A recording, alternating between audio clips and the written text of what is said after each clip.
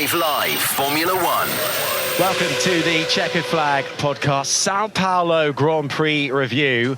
He's still there. He's still with us. It has been a long Sunday, of course, qualifying postponed till Sunday morning. Then we got the race underway and trying to keep on track of all the action that unfolded after 69 laps in the end, after two aborted starts. So we chopped off a couple of laps. It was myself, Harry Benjamin, the former Renault Formula One driver, Jolyon Palmer, and the BBC's F1 correspondent, Andrew Benson.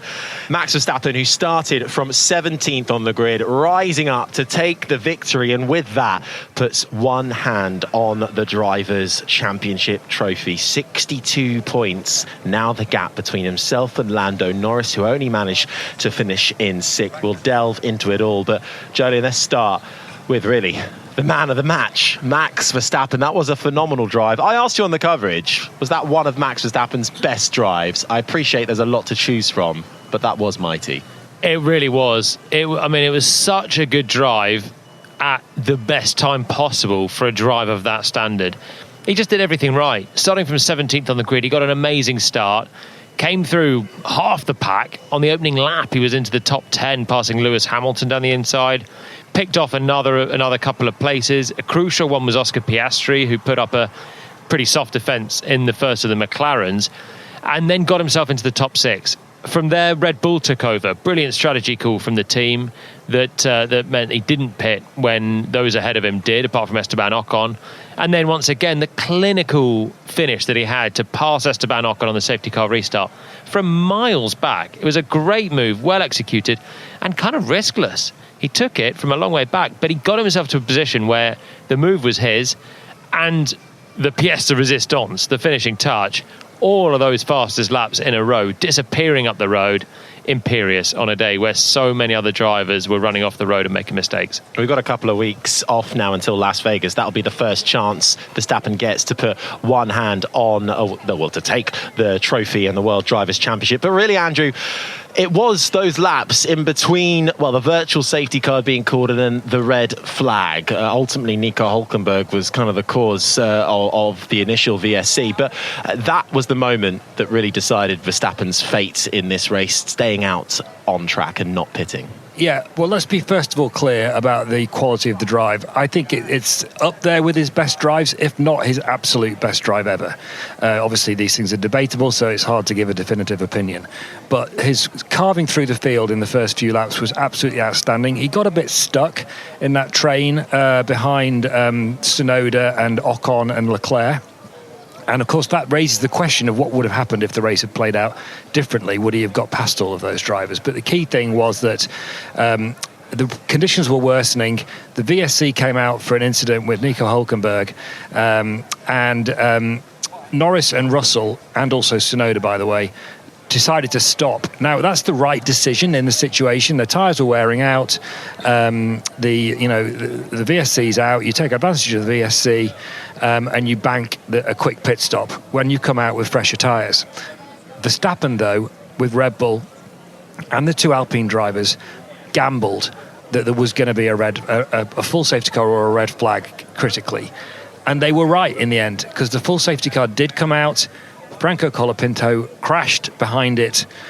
That was the red flag, and that banked them the free pit stop. It put Ocon in the lead with Verstappen second, Gasly third, and that's how they finished.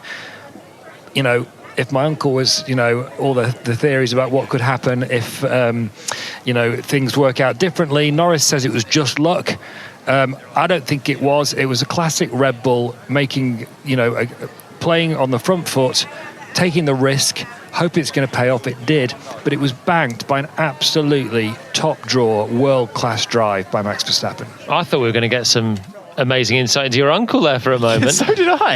Has he had some involvement in this? Going? I realised that the end of that phrase is a bit rude, so I stopped saying it. So it's the podcast. We can edit it and post. It's fine. But we always have this argument, though, when we have races where there's a red flag and you do get that free pit stop, time and time again, being allowed to have that free pit stop, Jolyon, is that something you think should change? Is it too unfair on the order of the race continuing afterwards?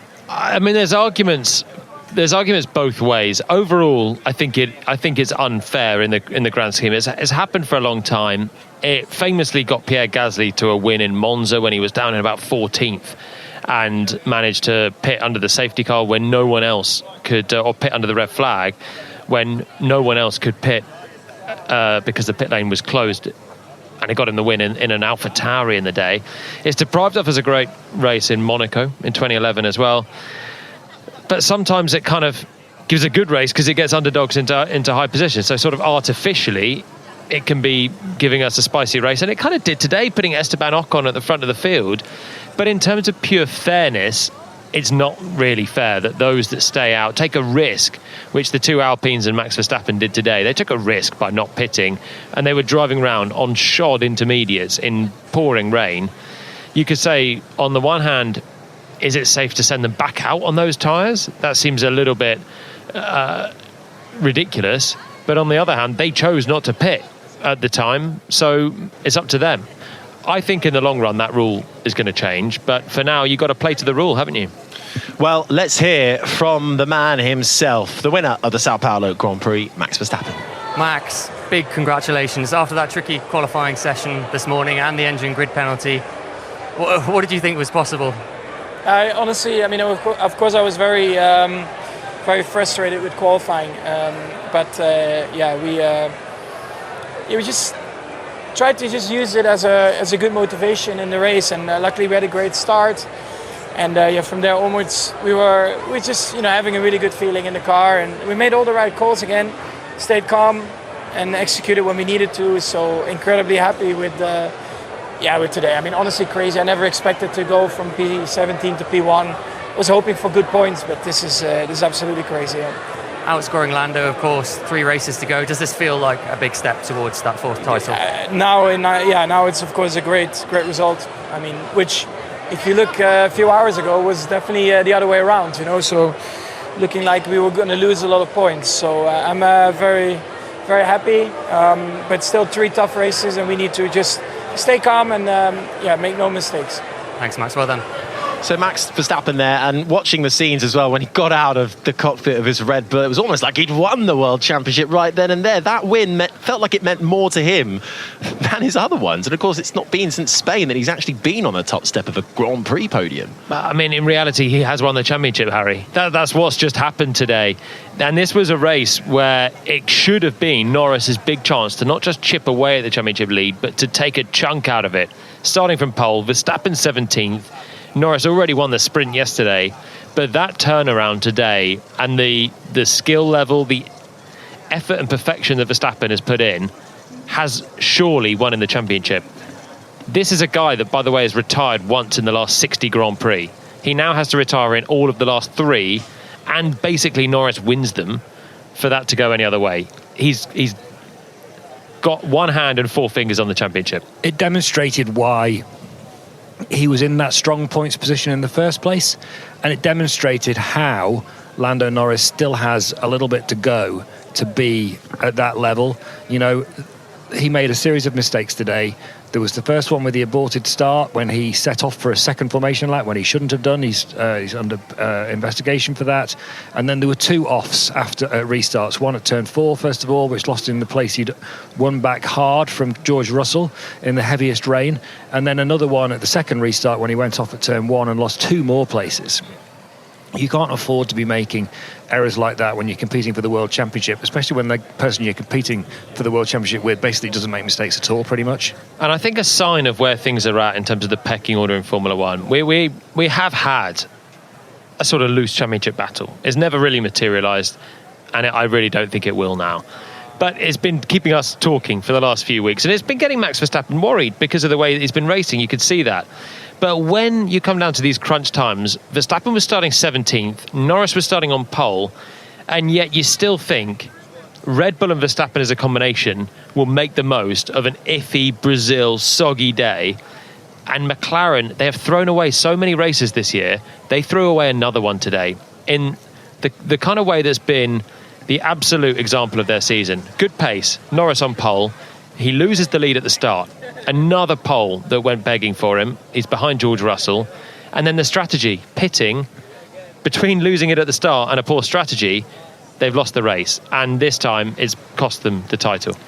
But this is the thing about Verstappen and what everyone else is up against. We sat here in the commentary box before the start of the race, and both Jolene and I predicted that Verstappen would be on the podium at the end of the race.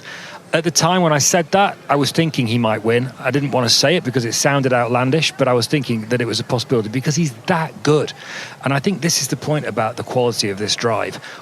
Most of his other wins have come in the best car.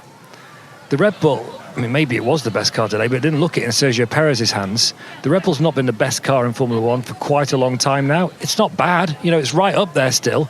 But, McLaren, Ferrari, we're talking about the Constructors' Championship battle, by the way. That's still raging between McLaren and Ferrari. But he, as a driver, stood out head and shoulders above everybody else today. And that's why, if he doesn't win a fourth world title in Las Vegas, which he could... And how can he do that? Well, just so we know the numbers. He's 62 points ahead now.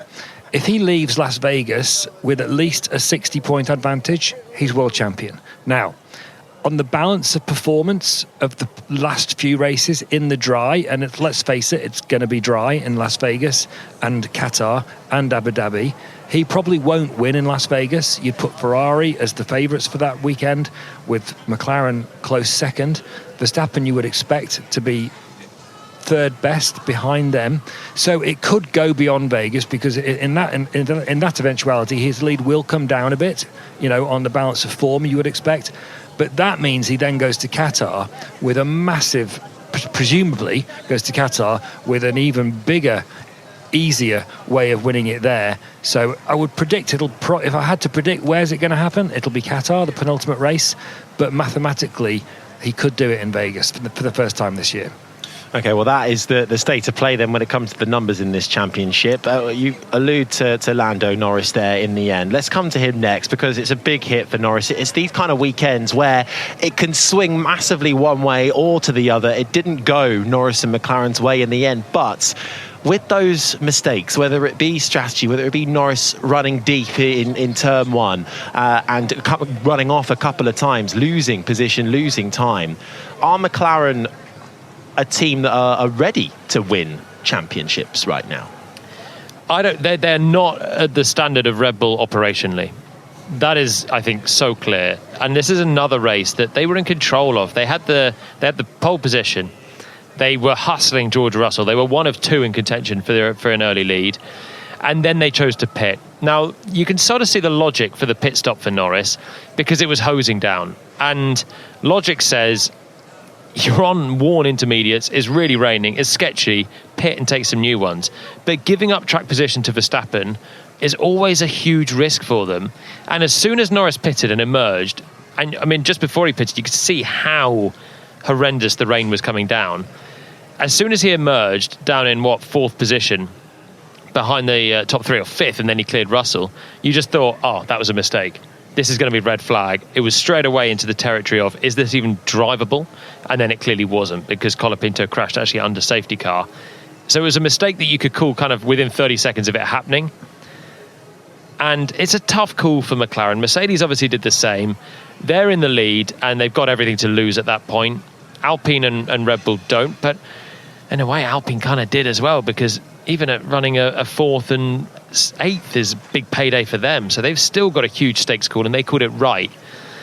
And at the end of the day for McLaren, it's another one where after Silverstone, wet, dry race, called wrong with both drivers. Montreal, they were a bit unlucky, but they could have called it better. And then you have Monza where they threw away a win with Oscar Piastri. They have actually, when you break it down, whether unlucky or not, they've lost this one with a pit stop and in the strategy stakes. But is it not also, and maybe I'm being harsh here and do tell me so, but the aborted start infringement as well? If Norris had finished ahead of Verstappen at the end of this race, we would still be monitoring that to see what kind of penalty he would have. Now it's kind of irrelevant, but that, it's in the regulations. Drivers should know that he went too early, and that's a slam dunk mistake on behalf of the driver. Yeah, and he may well get penalised for that as well. And McLaren operationally are not Red Bull, but Lando Norris as an all-round package is not Max Verstappen either. And I think a race like this, a weekend like this, makes it pretty clear cut. There are so many things in these conditions that drivers have to do right and can get wrong. And Norris lost the start, and then he'd already made the mistake by going off for the aborted start for a second formation lap, which is still being investigated and could well be a penalty as well. And then, as Andrew's already mentioned, there's 2 times running off the road. He didn't get a good restart, whereas Verstappen did. He couldn't make a difference. Verstappen could. There are a lot of things for Lando that he needs to tidy up to be a championship contender for next year.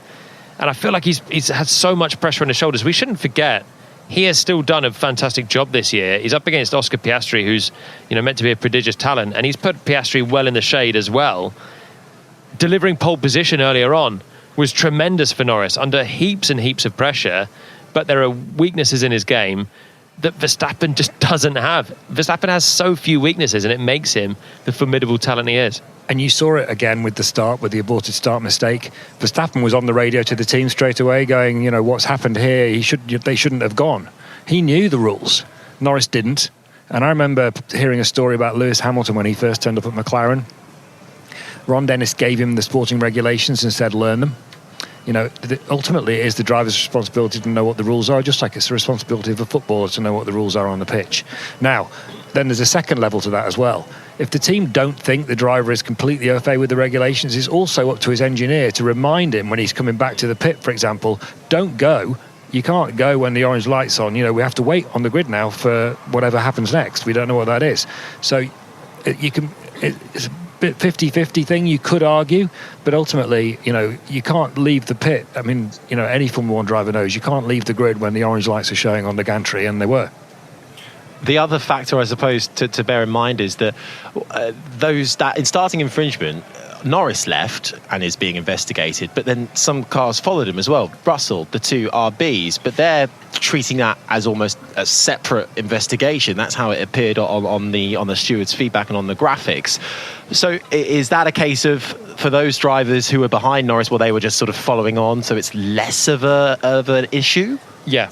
It's one guy jumps off the cliff, so you all think you jump off the cliff. It's literally that sort of thing, like lemmings. And when you're sitting on the grid, if you're not clear in your mind what you're doing, you're going to take the lead from the guy on pole. So when the guy on pole disappears, you think, okay, well, he must know what he's doing. Let's follow him. And it's like it happens in all walks of life. You take your lead from someone else. Now, there are a few drivers that used their initiative and didn't immediately bolt. Esteban Ocon was one of them, waited.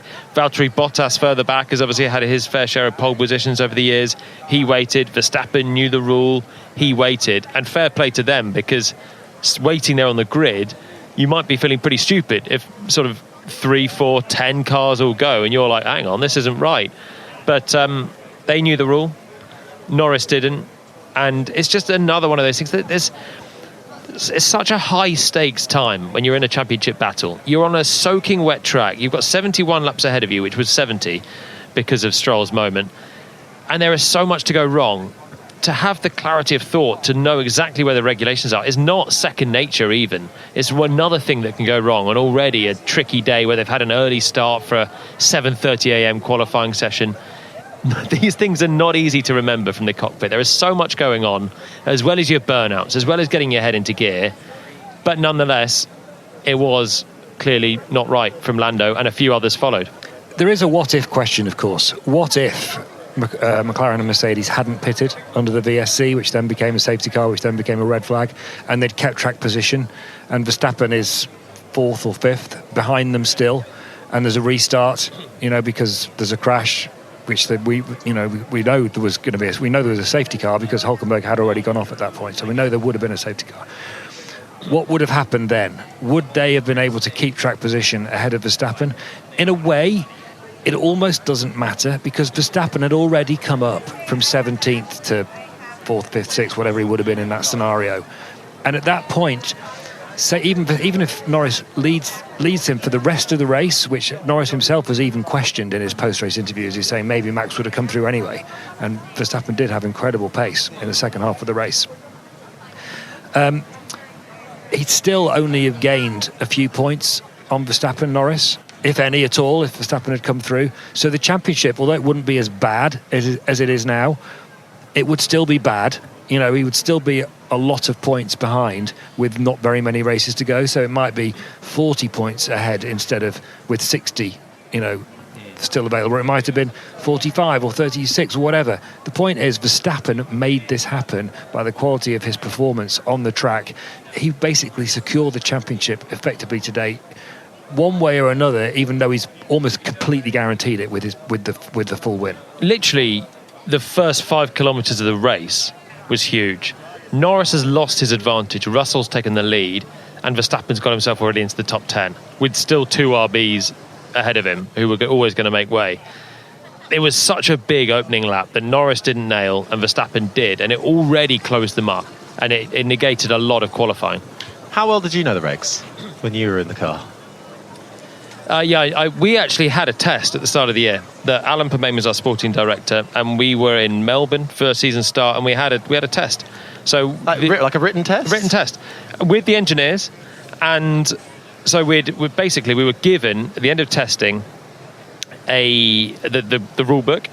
You got a long flight to the first race of the season. It was Melbourne. You got a lot of time to kill on a long flight. There's only so many movies I can watch, and you flick through, and you know that if you're being paid good money to drive the car, you're in a very privileged position to be in one of these cars. If you can't learn the rules like an old school exam, you expose yourselves to some of these issues coming up. So we do a test in Melbourne, and I would always fare very well, Harry. Very good, very good. Trying to be part of an A-star student. But even if there were some gaps in your knowledge, the idea is that as a team you go through and you really brush up. So it's not just the driver that knows them, but it's your race engineers as well, and any key personnel, your strategists are aware of everything, because it can be that your race engineer needs to be hot on it at a certain time as well. Yeah, well, perhaps then a little bit of revision needed for Lando Norris and McLaren. Let's hear from Norris after the race. Ended up down in 6th.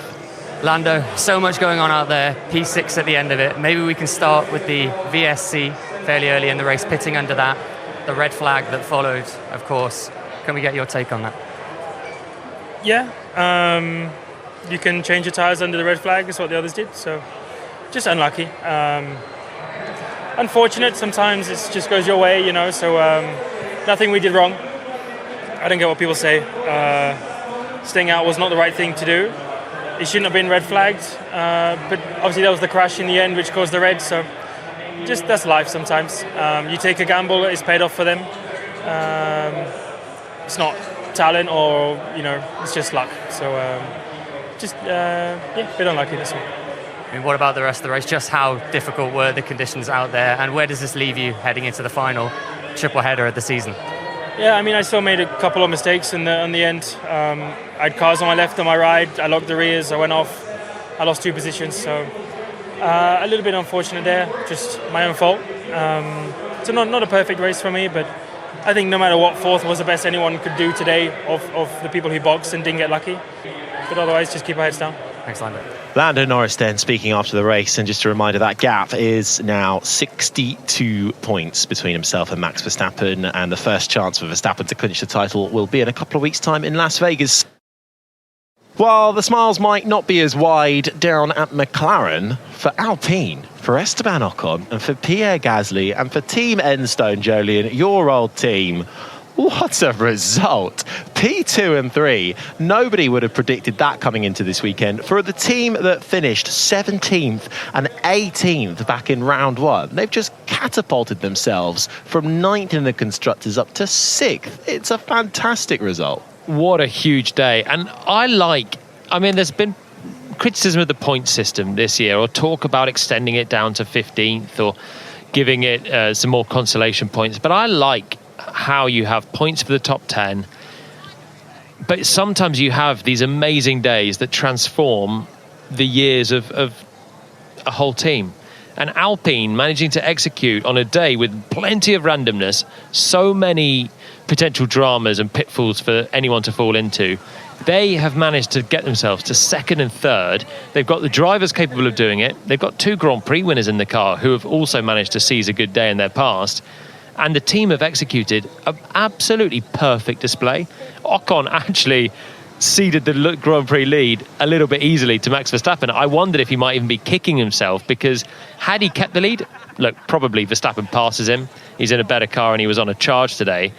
But the way that Gasly kept Russell behind, you kind of wonder if Ocon, with track position on a day where overtaking was pretty minimal, he might have even won the race. And Verstappen passed him from quite a few car lengths back. But we're nitpicking. Second and third for Alpine as Christmas come early. It really is. For Esteban Ocon, having not scored any points since Belgium, and that was a 9th place. That was Alpine's best result up until today. And let's compare them then to their adversaries today. RB, the first ones. Yuki Tsunoda was in 3rd place. Liam Lawson was up in the top 6, 7 early on, lost the place to Verstappen, maybe top 8.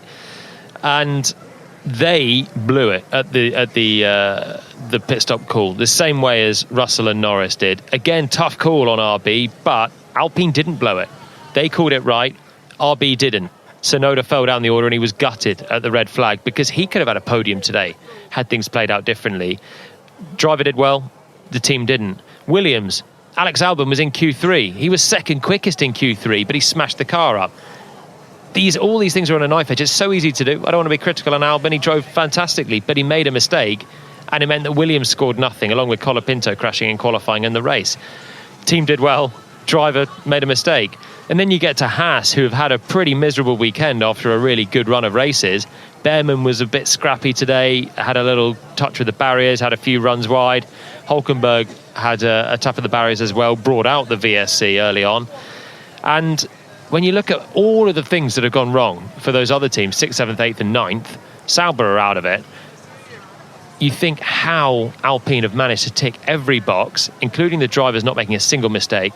They deserve it. Korea 2013 was the last time 2 drivers from Enstone ended up on the podium. Let's hear from the 2 that ended up this time on the podium, Ocon and Gasly. Mate, I don't know if we are in the reality right now or if we are still in a dream. You know, the alarm rang this morning at 4:30 and we had no idea that today was going to be such a day.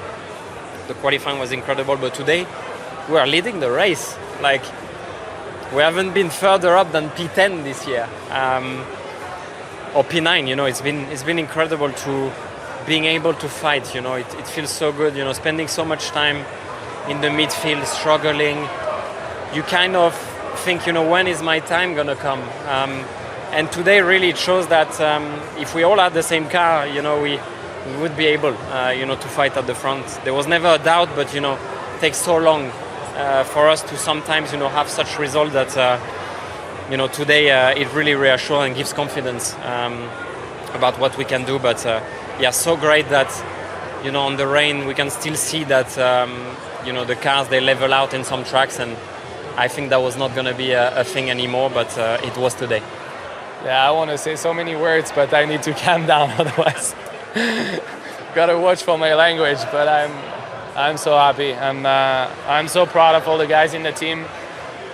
It's unbelievable. It's historical for the team. We had such a tough season, and you know, there've been a lot said about our team. It's been difficult. We've been talking a lot about us, not quite positively, but at the end of the day, we always stayed united and we never gave up. Even against all odds, no one would have believed that even one Alpine can make it on the podium this year, and we made it too. And I'm so proud of the guys for always pushing, always delivering their best.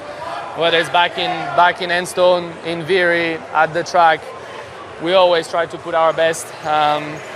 And on a day like today, our best was absolutely incredible. So both cars on the podium. There is so much to say, but yeah, it was from P13. I'm very happy with that P3. Esteban Ocon then second, with Pierre Gasly in third. And just in terms of the numbers, what that does for the constructors, Alpine now go about 3 points clear of Haas in sixth, who themselves are a couple of points clear of RB, who are now down in eighth. Williams adrift in ninth, and Sauber, as Jolien mentioned, pretty much out of it. Still 0 points on the board yet. So it may be a battle over sixth, but it really is millions of dollars worth of prize money on that front. it was a bit of an understated day, I suppose, for the Mercedes and the Ferraris. Shall we start with Mercedes, shall we? Russell with a solid drive, as we said, could have been better had the strategy worked in his favour. His teammate Hamilton, on the other hand, well, in the end, scored 1 point, but not the weekend he would have wanted. Yeah, I don't think you can really fault Russell. You know, he took the lead from Norris at the start. He led the first part of the race pretty comfortably. Norris looked quicker, but Russell held him back with no real trouble. Norris was complaining about a lack of straight line speed. But his race turned on the VSC stroke safety car decision, the decision to pit. You could hear him on the radio, you know, I told you we shouldn't stop. I told you we should stay out. You know, they broadcast that on the TV. So he was obviously arguing with the team to do what Red Bull and Alpine did, but they ignored him. And I heard Norris's interview. He said, you know, George probably feels like he was the real winner of the race today. You know, what Norris is saying is that the top three got lucky and we got unlucky with our strategy calls. So I think good race for Russell. Unfortunate for him that that strategy call went against him, but you know, he's fourth behind the three people who didn't pit. Hamilton's had an awful weekend.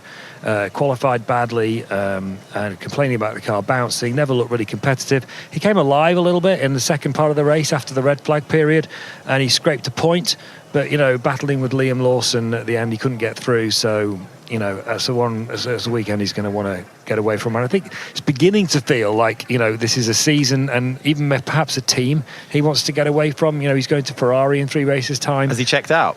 I don't think he has checked out. He's not that kind of driver. But this is not the best of Lewis Hamilton that we're seeing at the moment, and we have to wait and see what we get from Lewis Hamilton at Ferrari against Charles Leclerc. It's going to be very interesting, but he's not there now. He's at Mercedes, and he's got 3 more races to live through before he can do that. Well, let's talk about the Ferrari team then. Carlos Sainz and both Charles Leclerc actually didn't really seem to have the pace to trouble the front runners. Sainz, well, a miserable day, crashing qualifying, pit lane start, and then spun out of the race. But for Charles Leclerc, it was embroiled in a nice battle early on, able to keep Verstappen at bay. But then with all the melee of the strategy, the virtual safety car, the red flag, ended up coming home in 5th, kept Norris behind him. But for Ferrari, who seemed like they were a team that were really coming to the fore after a 1-2 finish in Austin, 1-3 in Mexico, didn't live up to the plate here. Well, they just didn't really have pace, did they? In the dry, in the sprint, Leclerc dropped back. Sainz was never hooked up this weekend. And in the wet, it was even worse for them. So a bit of a head-scratching lack of pace from Ferrari. The good news for them is that they haven't really lost much ground to McLaren on a day where Norris was starting on pole and they had one car starting from the pit lane. So they'll move on to Vegas, and I think they were very quick in Vegas last year. Charles Leclerc was rapid and almost won the race. So they'll be hoping that track suits their car a lot more, and they'll be all eyes on the Constructors' Championship. The only thing is, so will McLaren now, because the Drivers' Championship's passed them by. Yeah, I mean, for me, Leclerc a bit like Russell. I don't think you can really fault him. He wasn't quick, but the car was clearly not quick. And because Carlos Sainz, again, like Hamilton, he had a messy weekend. He stacked it in qualifying. He made a couple of mistakes in the race and eventually crashed out of the race as well. So, you know, Charles Leclerc, strong drive in what was obviously a difficult car. Carlos Sainz, not the best weekend after his brilliant win in Mexico 7 days ago. Leclerc did run off, didn't he, and let Russell back past him. Was one blot on his copybook for the day.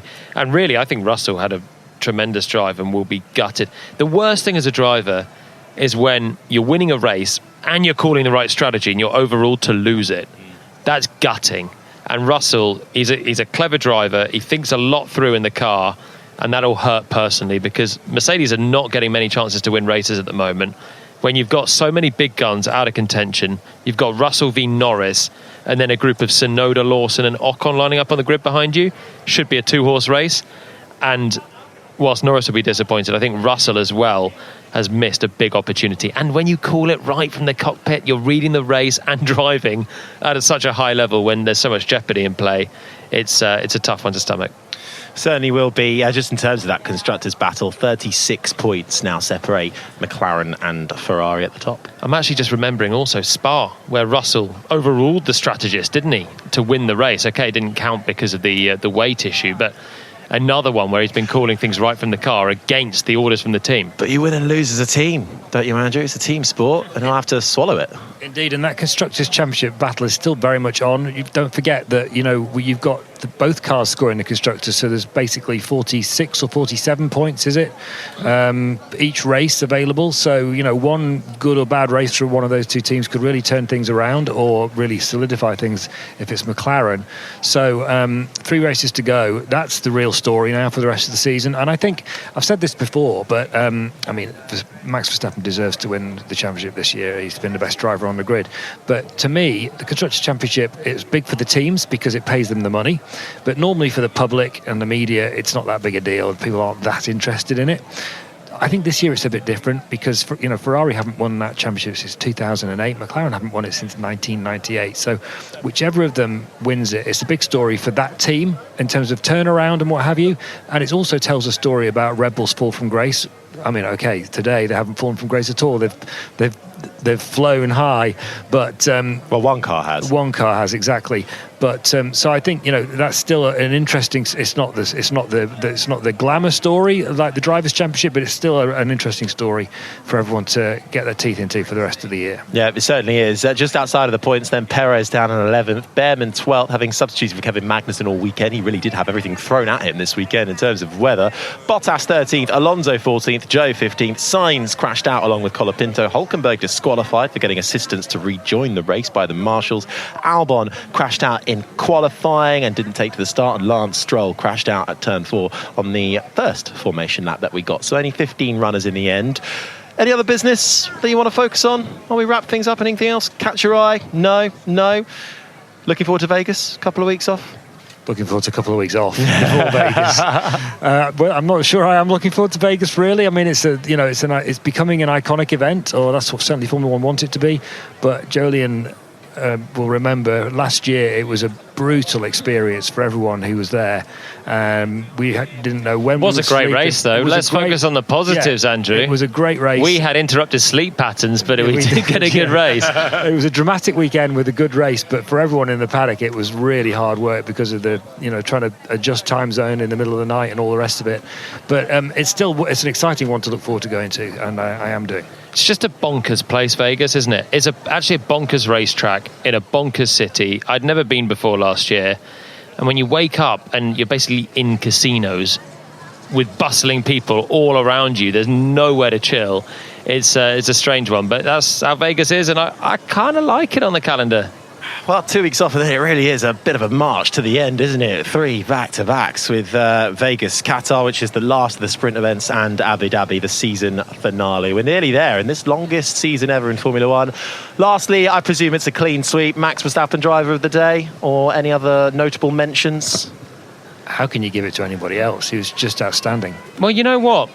So was Esteban Ocon. I thought so. You can go large on Max Verstappen.